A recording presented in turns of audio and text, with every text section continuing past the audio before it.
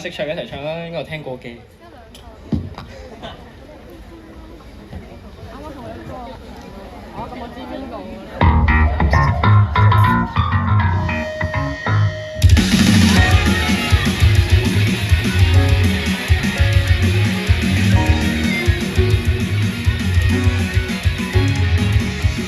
一出生注滿熱血於骨髓，要結伴作隊再發力創舉。一出走驚險，有刺激之類，自發現我可攀山涉水。兩位的死廢柴應該即刻接埋，永遠只得貼牌認命，但咪抵賴。細心啲講到大家都只能瞓街，學人做小丑搏獎牌。將心血盡耗，微發狂風全憑着某種煩惱，驅使我拼命去衝，和你稱霸法海，不需天去做。即使會廢着武功，穿上武裝拒絕當俘虜。鮮花裏種下土壤，如鐵火就對曲必須放聲宣告。亂世中懷着態度，無需擔憂風向怎擺佈。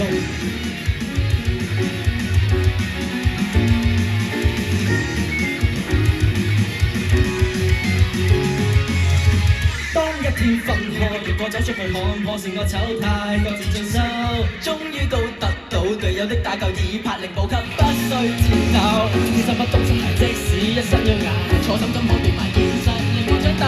只想感情偉大，即管鋪藏佛家，就連自尊心也收埋。將心血盡耗，發狂風全憑着某種煩惱，驅使我拼命去衝，和你稱霸法海，不需鐵氣步。即使會廢着武功，亦要穿上武裝，拒絕當俘虜。鮮花裏種下好勇，如鐵火就對曲必須放聲宣告。亂世中懷着態度，無需擔憂風向怎將心血盡耗，微發狂風全憑着某種煩惱，驅使我拼命去衝，邁向心裏看到不需天氣預報。揮住武功，以千上萬追絕多變動，收腹筋最後倒數，亦要逼我射出摧毀性的招數。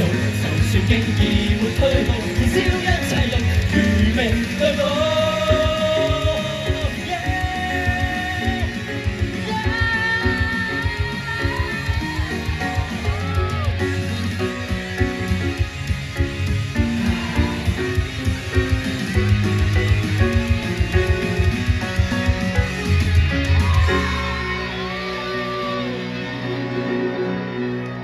我諗大家都等咗好耐咯，